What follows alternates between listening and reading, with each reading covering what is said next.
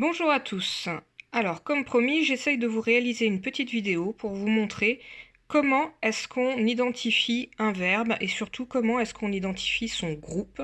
En latin, on va appeler ça une conjugaison. Alors, on va regarder ensemble.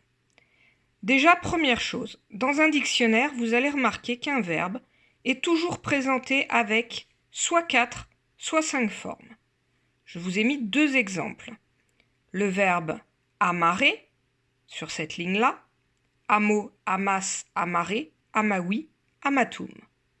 Vous pouvez compter, ça fait bien 5 formes. Un autre exemple que vous connaissez, c'est le verbe être. Sum, es, esse, fui. Cette fois, on a 4 formes. En latin, les verbes sont les seuls mots qui ont 4 ou 5 formes. Ces formes, on les appelle des temps primitifs. Ils vont nous permettre de construire absolument tous les temps qui existent en latin. Ils vont nous servir de modèle, de base, pour conjuguer à tous les temps, à tous les modes. La première forme, c'est la première personne du singulier au présent, qu'on ait 4 ou 5 formes. La deuxième forme, c'est la deuxième personne du singulier, toujours au présent, qu'on ait 4 ou 5 formes. La troisième forme, c'est l'infinitif, celle qu'on donnerait en français. Mais en latin, elle ne vient qu'en troisième position.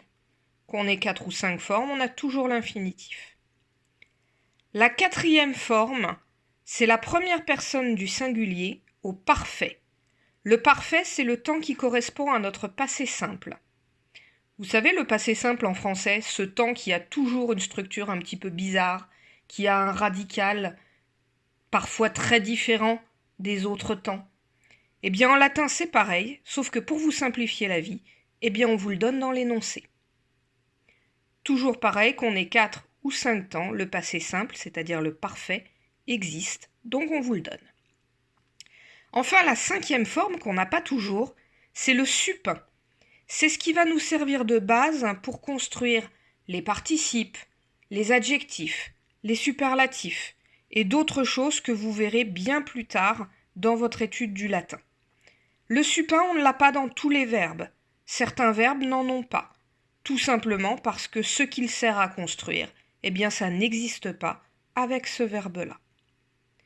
Donc vous vous souvenez, première personne du singulier, deuxième personne du singulier, infinitif, première personne du singulier au parfait, supin.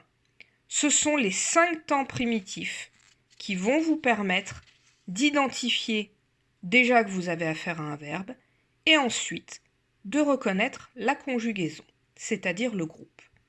Et justement, on va y venir à ces conjugaisons. En français, nos verbes ils sont organisés en 3 groupes. Le premier groupe, ce sont les verbes en ER. Le deuxième groupe, ce sont les verbes en IR qui font ils sont à la première personne du pluriel. Et enfin, un groupe fourre-tout dans lequel on met absolument tout le reste. En latin, on n'a pas 3, mais 5 groupes. Et ces groupes s'appellent des conjugaisons. Je vous ai mis un exemple de chaque. Vous remarquez que j'ai encadré la fin des 3 premières formes en vert. On va s'approcher un petit peu. Cette partie encadrée, c'est la terminaison. Je ne l'ai fait que sur les 3 premières formes parce que ce sont ces 3 premiers temps primitifs qui vont nous servir à identifier le groupe, c'est-à-dire la conjugaison. Devant ces terminaisons, on a toujours une voyelle, ou presque. Et c'est l'enchaînement de ces 3 voyelles qui va nous permettre de savoir dans quel groupe on est. Alors on va les entourer ensemble. Ici, amo, on n'a pas de voyelle. Amas,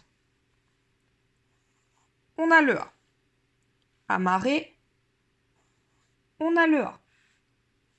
Donc ça nous donne, si j'écris ici, rien, A. On continue.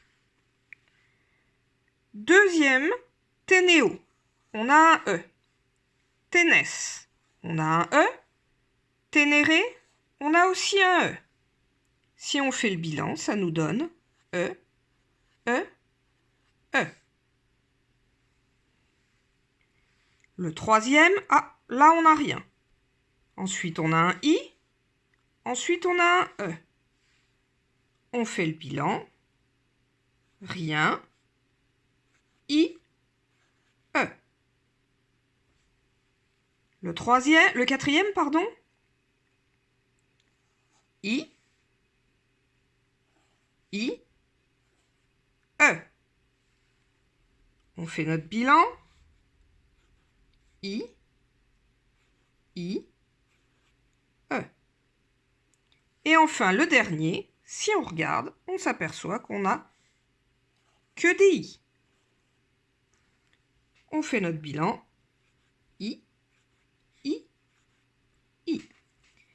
Eh bien ça, ce code de 3 lettres, c'est ce qui va nous permettre de reconnaître la conjugaison. Si vous n'avez que des A, c'est la première conjugaison.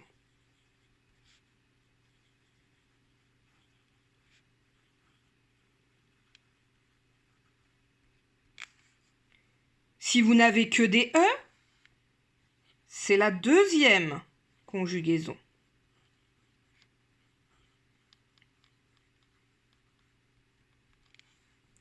Si vous n'avez que des I tout en bas, c'est la quatrième conjugaison.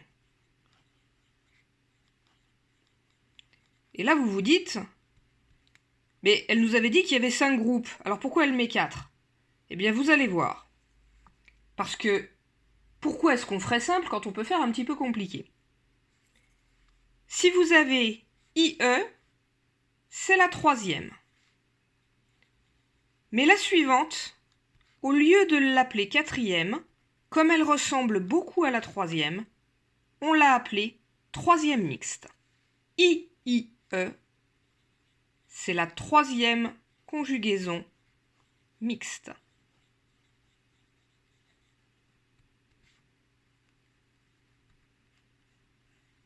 Donc si vous comptez, on a bien 5 groupes. 1, 2, 3, 4, 5. Mais au lieu de les appeler 1, 2, 3, 4, 5, on les appelle 1, 2, 3, 3 mixtes et 4. Voilà. Et c'est tout. Tous les verbes correspondent à ces 5 groupes. Sauf quelques-uns, et vous allez les reconnaître à quelque chose de très simple. Quand vous regardez l'infinitif, ils ne finissent pas par RE. Si on revient en arrière et qu'on reprend soum, regardez son infinitif. Et c'est pas de RE. Tous les verbes irréguliers qu'on appelle déponents en latin ont un infinitif qui vous permet de les reconnaître. Ce sont les seuls verbes dont l'infinitif ne se termine pas par RE. Voilà, j'espère que c'est clair. Vous allez trouver le résumé de ce cours dans votre pronote et par mail normalement. Bonne journée à tous!